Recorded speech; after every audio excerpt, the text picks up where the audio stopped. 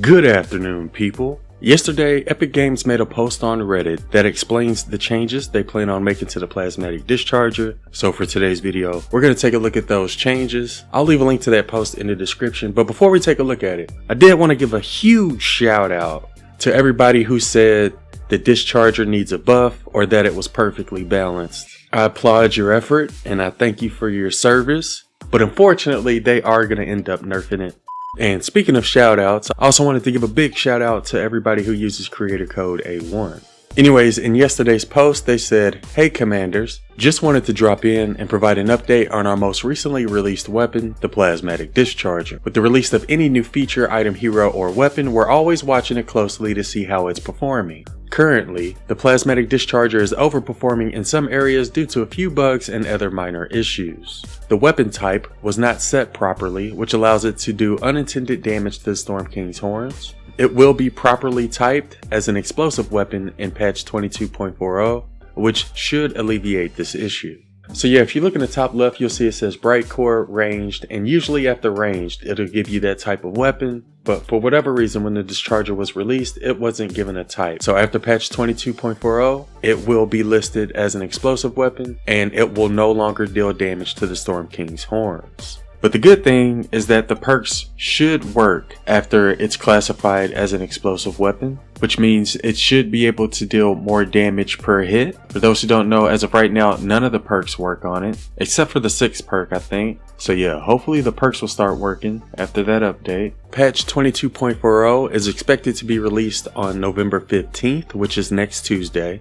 So you should still be able to use it against the Storm King's horns until then. And that's one of the main reasons I wanted to upload this video. Apparently the plasmatic discharger in its current state has already helped a bunch of people defeat the Mythic Storm King. So for those of you who haven't done MSK yet and would like to do it, you may want to try to complete it before the 15th, because after then the plasmatic discharger will no longer work on the horns and the MSK fight will most likely go back to normal, meaning you'll have to use melee weapons on the horns, and that is a little bit more difficult than just using the plasmatic discharger. So if you'd like to try this out on the Storm King's horns, then you'll have until the 15th to do it.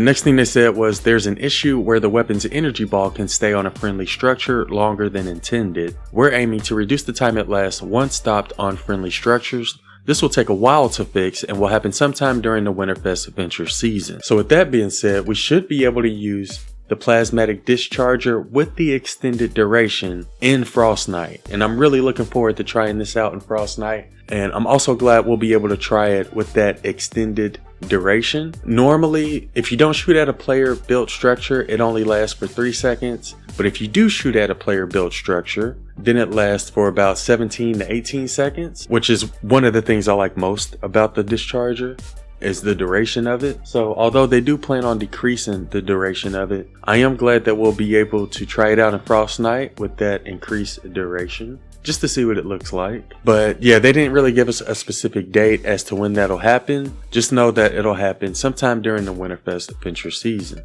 which begins on November 20th. And the last thing they said was massive damage for only 3 energy cells per shot. We're going to rebalance the damage and ammo cost to put the weapon more in line with others that are similar, like the Noble Launcher. The timeline for this is the same as above and will happen during the Winterfest adventure season. So yeah, if you look at the ammo cost, it currently says that it only uses 3 energy cells with every shot. And they said that they wanted to be more like the Noble Launcher. So if we take a look at that, that uses 20 energy cells per shot. So they'll most likely increase that from 3 to 20, which is unfortunate because I know a lot of people have been using the discharger lately and they've been running through their batteries. Even when it only costs 3 energy cells, they've still been running through their batteries. 20 definitely seems like a lot, so hopefully they don't increase it too much. Otherwise, people are going to continue running out of batteries and they won't be able to use it. So yeah, we won't see that with the next patch, but we will see that sometime during the Winterfest adventure season. They then went on to say, there may be a few other tweaks that happen, but these are the main issues we plan to address. All changes will be documented in the home base status report when the details are nailed down. Because of these changes, we will offer an item reset on the plasmatic discharger to all players so you can recover any resources you've invested into the weapon if you wish. Enjoy the rest of Hexylvania Venture Season as it's coming to an end quickly.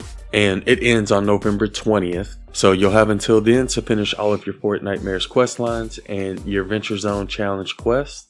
But that sums up everything that was in the post. Just wanted to give y'all a heads up as to how it's going to get nerfed and when it's going to get nerfed, because I know a lot of y'all have been having fun using it, and just wanted to give everybody a chance to try it out in its current state, because it is a lot of fun to use. But yeah, let me know what you think about these changes in the comments below. I hope y'all have a wonderful day, and thanks for watching.